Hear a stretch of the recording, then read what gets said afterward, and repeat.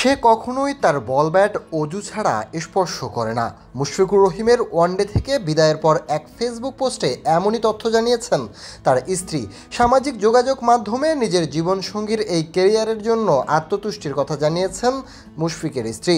মুশফিক পত্নী আরও দাবি করেছেন, একটি ম্যাচে খেলার জন্য একসাথে 20টি পেইন কিলার খেয়ে দেশের জন্য লড়াই করেছেন মুশফিকুর রহিম। সামাজিক যোগাযোগ মাধ্যমে মুশফিককে নিয়ে যারা ক্রিটিসাইজ করে তাদের কাছেও মুশফিকের সহধর্মিনীর আবেদন, এমন কাউকে নিয়ে ক্রিটিসাইজ না করতে যিনি নামাজে দাঁড়িয়ে কাঁদেন।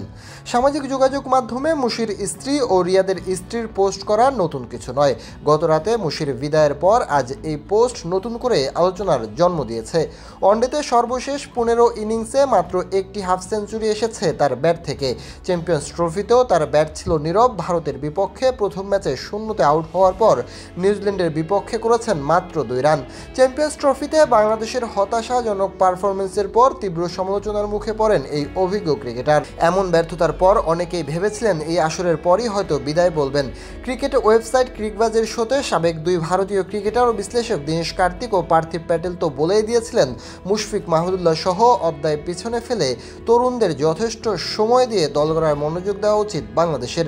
গত কিছুদিন ধরেও মুশফিক মাহমুদুল্লাহর অবসর নিয়ে আলোচনা হচ্ছিল। বিশেষ করে বিসিবি নতুন বছরের জন্য কেন্দ্রীয় চুক্তি ঘোষণা করবে। এই 2 ক্রিকেটারের সিদ্ধান্তের উপর নির্ভর করছিল অনেক কিছু। অবশেষে আজ মধ্যরাতে মুশফিক আন্তর্জাতিক ওয়ানডে থেকে অবসরের ঘোষণা দেন।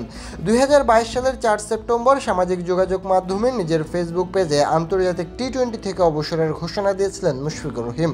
প্রায় 2.5 বছর পর একই কায়দায় ওয়ানডে ফরম্যাটকেও বিদায় জানালেন তিনি। 20 ওভারের ক্রিকেটে মুশফিকের রান 102 ম্যাচে 1500। 2006 সালের আগস্টে জিম্বাবুয়ের বিপক্ষে ওয়ানডে অভিষেক হয়েছিল মুশির।